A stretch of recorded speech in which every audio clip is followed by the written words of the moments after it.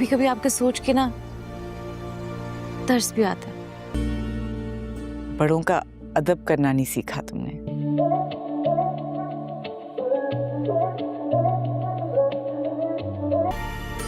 शायद तुम्हारी उर्दू कमजोर है।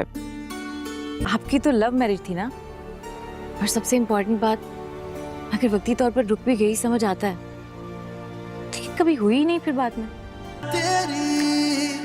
और कभी किसी से इंस्पायर होने में और किसी पे तरस खाने में फर्क होता है। ना कुछ मंगया। आपने सारी जिंदगी ऐसे ही गुजार दी। Such an inspiration you are. एक ऐसी लड़की जिसकी शादी होने वाली हो और फिर अचानक कुछ ऐसा हादसा हो जाए।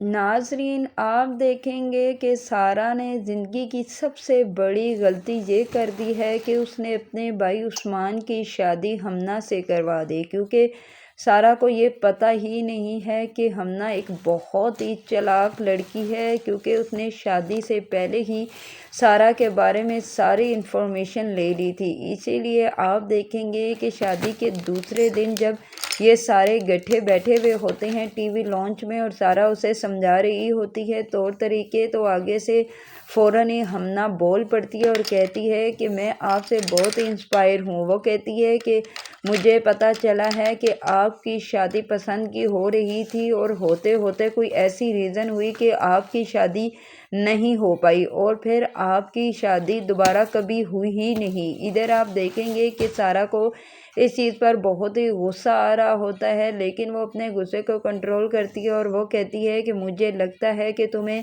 इस चीज़ का कोई फ़र्क ही नहीं पड़ता कि किसी से इंस्पायर होना और किसी पर तरस खाकर उससे शादी करने में कितना फ़र्क है। इसीलिए मैं तुम्हें समझा रही हूँ कि तुम अपने काम से काम रखो। और इधर आप देखेंगे कि सारा उसे ये भी कहती है कि मुझे लगता है कि तुम्हारी उर्दू भी कमज़ोर है। इधर सारा के तीनों भाई बैठे हुए होते हैं, इसकी बातें उन्हें बुरी लग रही होती हैं क्योंकि सारा के बारे में कोई भी ऐसी बात नहीं करता, लेकिन हमना जानकर ऐसी बात कर रही होती है। इधर आप देखेंगे कि सारा को भी गुस्सा आता है। अब सारा को पता चलेगा कि उसने कितनी बड़ी गलती कर दी अपने भाई की शादी करवा कर, क्योंकि वो तो हमना को जान ही नहीं सकी, लेकिन हमना तो दिल में बहुत ही चालाक है। हमना कह चुकी है कि अब मैं तुम्हें देखना कि कैसे तुम्हें बताऊंगी इसके सारा तुम इस घर पर राज करती हो। सारा को कुछ समझ ही नहीं आ रहा कि हमना उसे क्या कह रही है। इधर आप देखेंगे कि उसके भाइयों को भी गुस्सा आ रहा होता है, लेकिन कोई भी किसी को नहीं कहता क्योंकि आज तक उन्होंने सारा को कुछ कहा ही नहीं होता। हमना को भी कोई नहीं रोकता